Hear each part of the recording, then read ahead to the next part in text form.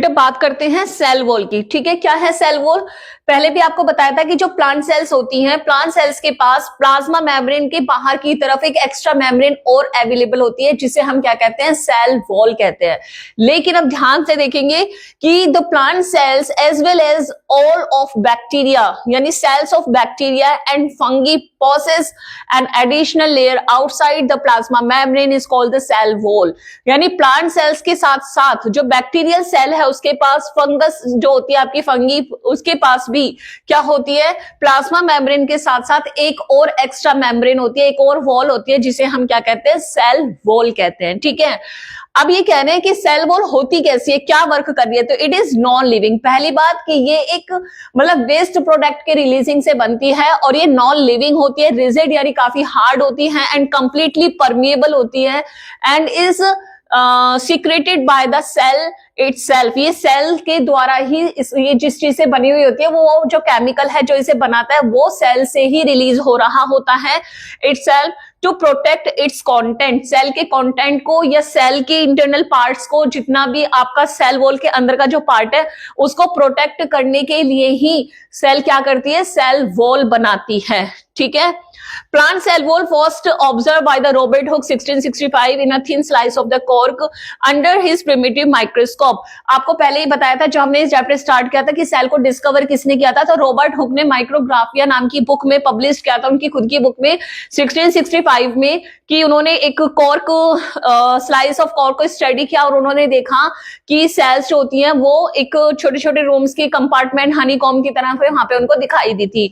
लेकिन वो कॉम क्यों थी? क्योंकि वो छोटे छोटे रूम्स क्यों बने हुए थे? क्योंकि वहां पे जो उनका लिविंग कंटेंट था प्रोटोप्लाज्म, वो पूरी तरीके से लॉस्ट हो चुका था, तो सिर्फ वहां पे सेल वॉल ही अवेलेबल थी, जिसकी वजह से वो खाली कमरे की तरह से दिखाई दे रहे थे। तो ये जो सेल वॉल है वो सबसे पहले 1665 में रॉबर्ट हुक ने ही ऑब्जर्व की थी। फिजिकल स्ट्रक्चर्स में जैसे मैंने कहा यंग ग्रोइंग सेल्स यानी जो ग्रो कर रही हैं सेल्स, या मेरिस्टेमेटिक सेल्स। अब ये मेरिस्टेमेटिक सेल्स क्या होती है? वो सेल्स बेटा देखो, जो प्लांट होते हैं ना उनके पास दो तरीके के ही टिश्यूज होते हैं, एक होता है परमानेंट टिश्यू और एक होता है मेरिस्टेमेटिक टिश्यू। इसे डिटेल में हम नेक्स्ट चैप्टर में पढ़ेंगे। जो मेरिस्टेमेटिक टिश्यू होता है वो होता है डिवाइजेबल, जिनके पास वो सेल्स होती है जो डिवीजन कर सकती हैं। डिवीजन करने वाली सेल्स को मेरिस्टेमेटिक सेल्स कहते हैं और इसी की वजह से प्लांट क्या करता है? ग्रोथ कर पाता है। ठीक है, तो जो यंग ग्रोइंग सेल्स होती है, मेरिस्टेमेटिक सेल्स होती हैं, फोटोसिंथेसाइजिंग सेल्स यानी जिनके अंदर फोटोसिंथेसिस होता है। अब कौन सी ऐसी सेल्स होती है जिनमें फोटोसिंथेसिस होता है? ऑब्वियस सी बात है, जिसमें क्लोरोप्लास्ट क्लोरोफिल प्रेजेंट होगा और हर एक जो green part of the plant है उसमें सबसे ज्यादा होती है।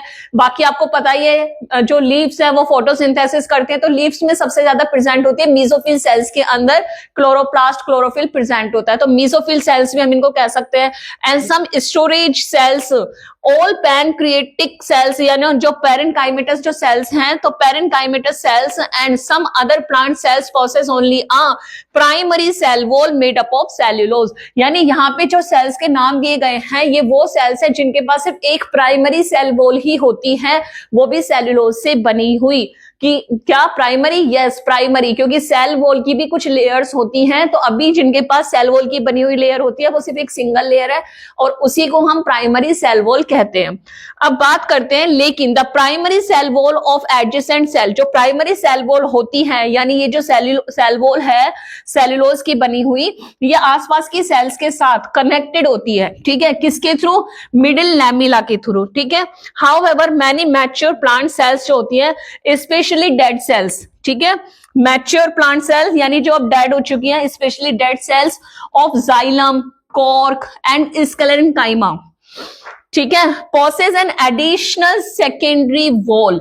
ऐसी सेल्स जो डेड हैं उनके पास और भी एक लेयर होती है प्लाज्मा मेम्ब्रेन और सेल वॉल की, प्राइमरी वॉल के बीच में एक और लेयर फॉर्म्ड हो जाती है और इसको हम कहते हैं additional secondary wall inner to the primary wall. कहां पे है ये? Inner to the primary wall, यानी प्राइमरी वॉल के अंदर की तरफ एक और मेम्ब्रेन यहाँ पे बन जाती है। अभी बताया कि जो प्राइमरी सेल वॉल है जो सेल्यूलोज की बनी हुई थी, कुछ डेड सेल्स ऐसी भी होती है जो प्राइमरी के अंदर की तरफ सेकेंडरी सेल वॉल भी प्रेजेंट होती है।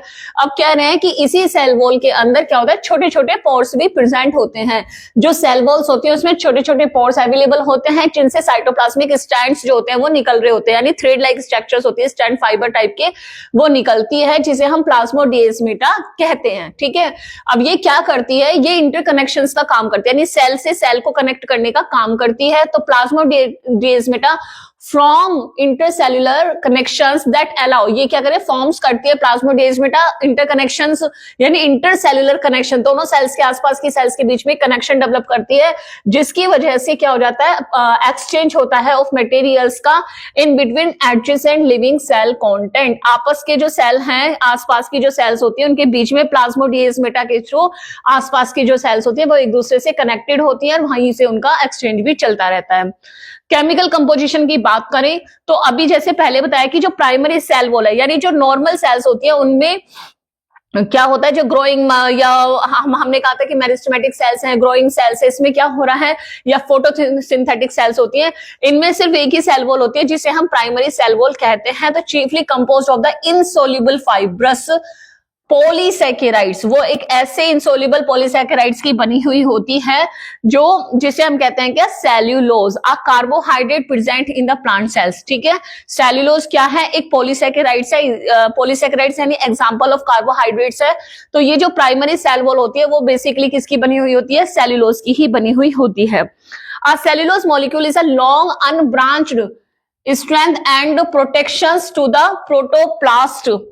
क्या कर रहा है, जो सेल्यूलोज मॉलिक्यूल है वो क्या कर रहा है, ये एक लॉन्ग अनब्रांच स्ट्रैंड्स है जो कि प्रोटेक्ट और स्ट्रेंथ प्रोवाइड करता है किसी भी प्रोटोप्लास्ट को।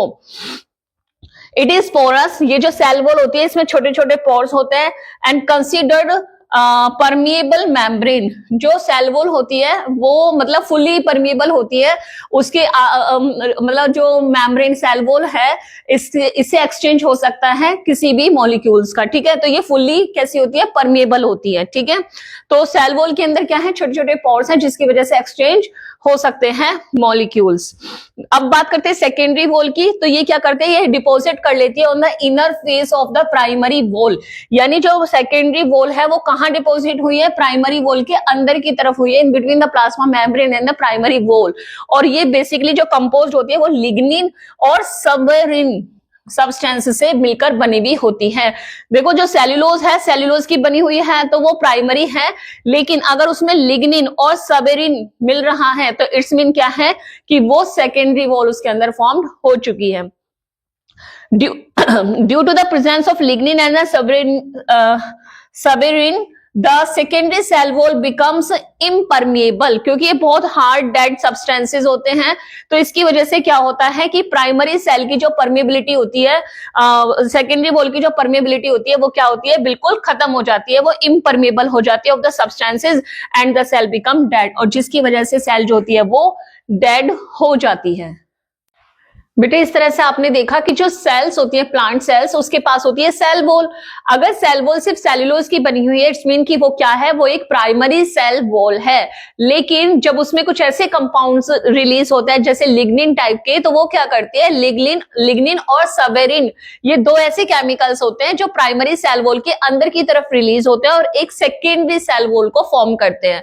अब यहाँ पे प्रॉब्लम ये आ जाती है कि जो प्राइमरी सेल वॉल है वो तो परमेबल थी, वो उसके तो उसमें छोटे छोटे पोर्स थे जिसके थ्रू क्या होता था, मॉलिक्यूल का एक्सचेंज हो पा रहा था, तो उसमें ऑस्मोसिस भी हो सकती है।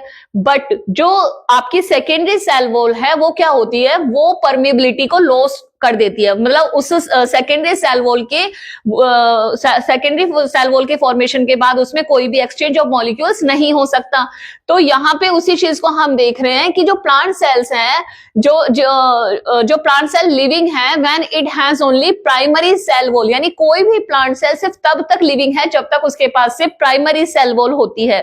लेकिन जब वो सेकेंडरी सेल वॉल को फॉर्म कर देती है तो उसकी परमेबिलिटी लॉस्ट हो जाती है, जिसकी वजह से वो डेड सेल्स में कन्वर्ट हो जाती है। ठीक है, तो the plant cell is living when it has only primary cell wall and becomes dead when the secondary wall is deposited on the inner face of the primary cell wall. Plant cell के primary cell wall के अंदर जब secondary cell wall बन जाएगी तो वो cell कैसी हो जाएगी, वो डेड सेल हो जाएगी। And plant cells having only primary cell walls are able to absorb water by osmosis. वैसे पहले भी अभी बताया है कि जब किसी भी सेल की जो वॉल है वो प्राइमरी सेल वॉल होती है, जो सेकेंडरी यहाँ पे है ये प्राइमरी सेल वॉल, तो इसमें क्या होता है, इसमें छोटे छोटे पोर्स यहाँ पे प्रेजेंट होते हैं, इन पोर्स से ऑस्मोसिस होती रहती है। लेकिन जब इसमें बीच में एक और हार्ड वॉल्स बन जाती है इस तरह से, तो ये क्या होती है, ये तो प्राइमरी थी बट ये क्या है, ये सेकेंडरी सेल वॉल होती है जो बहुत हार्ड होती है और इससे कोई भी मटेरियल एक्सचेंज नहीं हो सकता। इसी वजह से ये होती है क्या, सेल जो होती है वो डेड हो जाती है। तो प्राइमरी सेल वॉल में ऑस्मोसिस हो सकती है, इसीलिए वो लिविंग सेल्स है। लेकिन सेकेंडरी वॉल में कोई भी ऑस्मोसिस या एक्सचेंज ऑफ मटेरियल्स या फ्लूइड का नहीं हो सकता, इसीलिए वो सेल डेड हो जाती है। ओवरऑल देखते हैं अब सेल वॉल के फंक्शंस क्या हैं। तो सेल वॉल जैसे पता है कि भाई वो the maintain the shape of the cell, hard है तो वो एक जो सेल है उसको एक शेप प्रोवाइड करती है, प्रोटेक्ट करती है किसी भी इंजरी से, मैकेनिकल सपोर्ट उसको देती है। उसके अलावा वो रिजिड होती है यानी काफी हार्ड होती है, तो शेप को उसी स्ट्रक्चर्स में बनाए रखती है, ठीक है।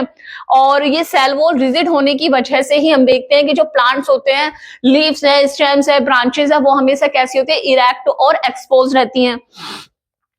And being freely permeable, it allow the materials to pass in and out of the cells। मतलब कि जो सेल होती हैं, सेल एक सेल से दूसरे सेल में मटेरियल एक्सचेंज होता है। क्यों होता है, क्योंकि सेल वॉल के होने के बाद भी उसमें छोटे छोटे पोर्स थे जिनसे प्लाज्मोडिएस्मेटा निकल रहे थे और एक सेल को दूसरे सेल से कनेक्ट कर रहे थे, जिसकी वजह से एक्सचेंज ऑफ मटेरियल्स पॉसिबल हो पा रहा था एडजेसेंट सेल्स में। लेकिन ये सिर्फ प्राइमरी सेल वॉल तक ही सीमित है, ठीक है, वही हो सकता है।